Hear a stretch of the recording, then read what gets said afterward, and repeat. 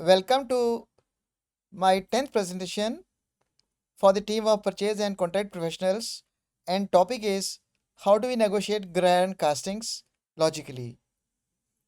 Overall, this is my 84th presentation covering all YouTube presentations that I have made so far. I plan to include in the presentation what are GI costing, the purpose and the technologies to produce this, what influences the cost of granite castings, approach for negotiating the cost of GI castings based on an illustration, how to estimate raw material cost, how to estimate plant and machinery cost, how to estimate and apportion manpower cost, how to apportion manufacturing variable cost, how to estimate marketing variable cost, how to estimate overheads, how to estimate vendor margin and taxes, and then there is a standard unpopulated template to estimate the cost using first principle costing, which you can use for your own as a ready reckoner. Then estimated cost of GI casting based in our illustration, and final negotiation strategies and pitfalls and key takeaways. This is a picture of the one Granite castings. This is a some kind of a engine block for any vehicle like car or bus or truck, etc. Definition: different type of castings such as granite casting, malleable, ductile, steel, aluminum, and other non-ferrous types are required in manufacturing and other industries. In this article, we will focus on negotiating the rates for GI castings using this first principle costing approach. GI castings are metal components made by pouring molten gray cast iron into molds. They are known for their good machinability, vibration damping, and wear resistance. This approach will be used for any type of castings which I have shared like granite, malleable, ductile, steel, aluminum, etc. Purpose of GI castings. It is used in the applications requiring strength, thermal conductivity, and cost effectiveness. Examples are engine blocks, gearbox housing, brake drums, etc. And molding technologies, costing technologies are molding, which can be hand molding with for small volume production, and machine molding for high volume, and melting is using cupola furnace and or induction furnace. In our illustration, we will be using machine molding and using cupola furnace.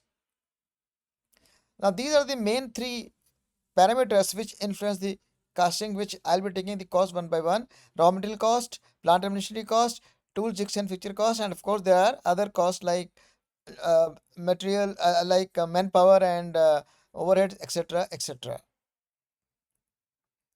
Now, what influence the cost of the granite castings? Granite castings are influenced by two parameters. One is technical and commercial, and I have listed these.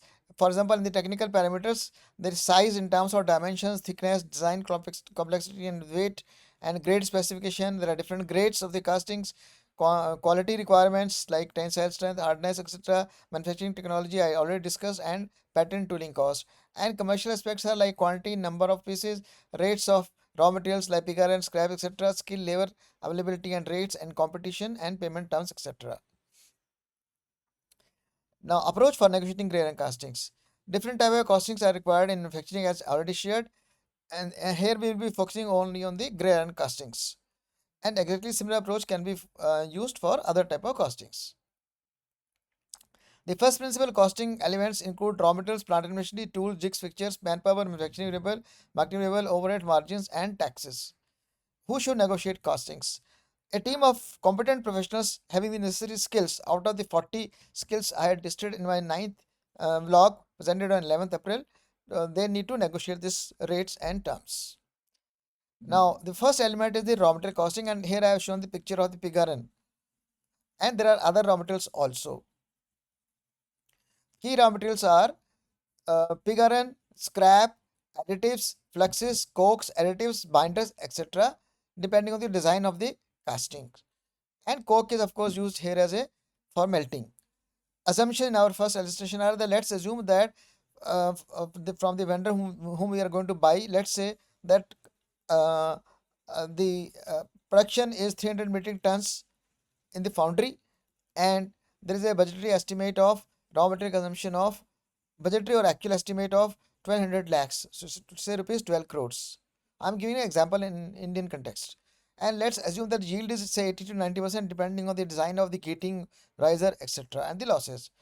Let's assume raw material cost per kg as rupees 40 per kg, uh, which is based on 3000, the total value of 1200 lakhs which I shared earlier divided by 3000 metric tons. So this is rupees 40 per kg. This can be captured in the resource tablet RT1 row 1, which I'll be sharing at the end of this presentation. This will be captured there. Second component, important component for the cost is the plant and machinery. How to estimate the cost, in our case cupola, and how to apportion this cost. Now there are different kind of equipments, say on the cupola based. Within that, one is the ladles. Besides cupola furnace, ladles, molding machines, core making machines, shakeout machines, tumbling machines, sand handling machines, etc. Let's assume in our illustration the total investment in this is, say, 400 rupees, 400 lakhs. So let's assume that depreciation is 10% and annual maintenance cost is 3%, and finance cost, let's assume that 11.5% is the finance cost which the vendor would have incurred. So the total cost based on this to be apportioned is depreciation 40 lakhs at the rate of 10% on 400 lakhs, AMC 12 lakhs, finance cost 46 lakhs, and total 98 lakhs. So in case we divide this total 98 lakhs apportioned over 300 metric tons, this works out to be 3 rupees 25 paisa per kg. This will be taken in the row number 2 in my resource template 1. Manpower cost. Manpower cost, primarily this includes at the senior level foundry engineer, metallurgist, quality control inspector, maintenance level, and technician, and laborers extra like mold makers, core makers, pattern makers, etc., and so on and so forth. And let's assume that there are 50 such persons in this foundry, where the average cost is rupees 25,000 per month. Of course, the for foundry engineer and metallurgist the cost will be much higher, and the for the workmen may be lower. So manpower cost, let's assume that it is 150 lakhs per year, which is 50 numbers into 25,000 into 12. So cost per kg works out to be, say, 150 lakhs divided by 3000 metric tons, which is 5 rupees per kg, which will be shown in the resource template 1 row 3. Next item is the tools, jigs and fixtures. This is a picture of an mold box where the sand, etc. are put inside and thereafter the pattern is put. Now let's understand that the tools may be like hand tools, power tools, measuring and inspection equipments also put into this. Jigs and fixtures, let's assume pattern equipment, core boxes, gating and rising system, molding boxes, pouring ladles, etc. And let's assume that these costs of tools and jigs fixtures are, say, 4% of the investment of 400 lakhs, because these also get consumed due to wear and tear. So let's assume that it is rupees 16 lakhs. So the cost per kg for a 3000 metric ton production is equal to rupees 50 paisa per kg, which is 16 lakh divided by 3000 metric ton. This will be shown in row number 4. Manufacturing variable cost. Key elements for manufacturing variable cost for gray and castings are like power, furnace oil, natural gas, water, compressed air, quality control gauges, rejection of castings, and so on and so forth. And let's assume that based on the analysis of the P&L account of the foundry, it is, let's say, assume rupees 285 lakhs. So cost per kg will work out to be rupees 285 lakhs divided by 3000 metric tons, which is rupees 9.50 per kg. It will be taken in row number 5 in resource tablet 1. Marketing variable cost. Let's assume that marketing variable cost in this will be packing cost. Of course, it is used for small castings, but a large casting may be sent as it is, or protective cost, labeling and branding, mandatory certification, cost of freight, insurance, warranty, etc. and so on. Let's assume that it is 150 lakhs estimate per year. So the cost per kg will be 150 lakhs divided by 3000 metric tons will be 5 rupees per kg, to be taken in row number 6. Overheads. Overheads will include aspects like admin and office staff, rent, software, security, testing, certification, utilities, and so on and so forth. And these are usually taken as a percentage of the cost, and the vendor may not be willing to give a total cost breakup of these. So this is to be captured on resource template row 8 as percentage. Now I have also introduced one element called row 7, which I have reserved for any other cost like strategy extra, which is not mentioned in my presentation. How to estimate vendor margin. Now, these are usually based on the type of technology used in the manufacturing, vendor infrastructure in terms of equipment, process, tools, jigs, fixtures, location, and competition. Hence, it is also charged as a percentage of the cost. So, this will be captured in row number 9. Taxes, of course, are based on the HSN classification of the material, in this case, GI casting, and percentage is to be applied as per the statutory norms. This will be taken in row number 10. So this is the resource template which I am calling it resource template 1 RT1, and here I have shown different rows. Like row 1 is First of all, there are four columns: serial number, direct cost per unit or in terms of kg, and suggested approach for estimating cost, which I have detailed in my various slides. So row number one is material cost, row number two is plant and machinery cost. So what I was saying, per kg you have to put in column number three. Then row number one material cost, row number two plant and machinery cost, row number three manpower cost, four tools and jigs cost, fixtures cost, five is machinery variable cost, marketing variable cost, seven is any other cost relevant to the material or our case. As I mentioned, it may be strategy, it may be any other cost, and sum total. Then percentage overhead to be taken, negotiated, and percent markup, which is vendor margin and taxes. So total cost will be sum of all this from 1 to 10. So this is the actual summary. Earlier, this template which I have RT1 which I have shown is a blank unpopulated template which you can use straight away for your negotiations for any type of costings.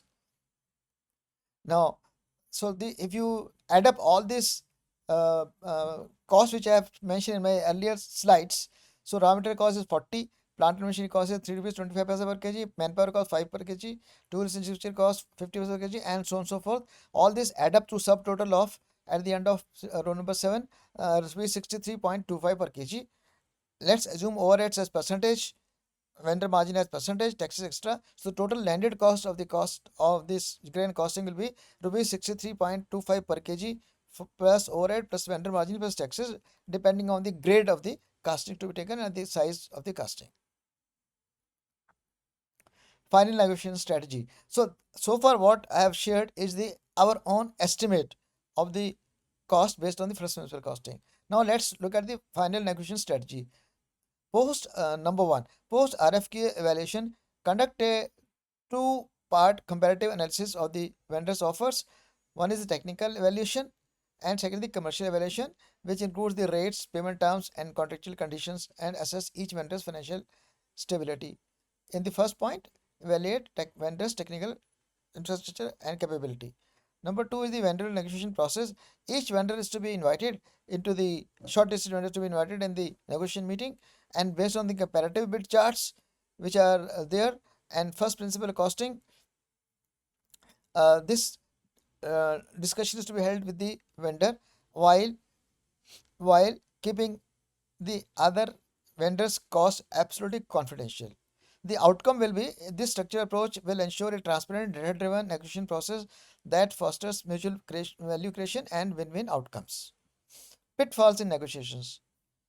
The cost estimated above and historical costs can serve as a very useful input to the negotiation team before initiating vendor negotiation. However, following are the pitfalls: ignoring raw material volatility rates, overlooking the yield losses, percentage loss, underestimating the tooling impact, inaccurate estimation of the quality cost, over reliance on the historical cost.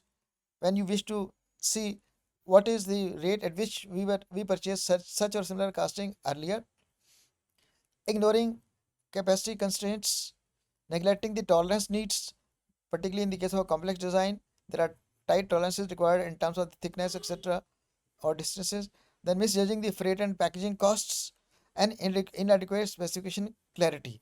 This vague drawings and specification can cause hidden cost additions due to incorrect assumption by the suppliers, by the foundry. So key takeaways. Now please click on the below links where I have shared some aspects of my course on contract negotiation which carries this example and many more examples of costing, and it was introduced on 28 December, and there are 5221 is the course enrollment by professionals with a 4.8 star rating on a 5-point scale, and link is given here. And there are 9 blogs which I have put in YouTube for those who wish to see more learnings out of that. Then the total views are 1,65,053 for a with a watch hour time of 4,765 on 9 blogs, where the recording time is 1 hour 51 minutes, indicating that the students or professionals are really liking this. Then there are overall 83 vlogs in my YouTube, and the total viewership is 13 lakhs 1.3 million, with a watch time of 22,629, and this is based on 9 vlogs from this my course, plus 75 vlogs related to business ethics, which are my two books which were launched. And first book was ranked number one in Amazon India, and I've given the link for that. Then there is a website also where there are some 44 articles there.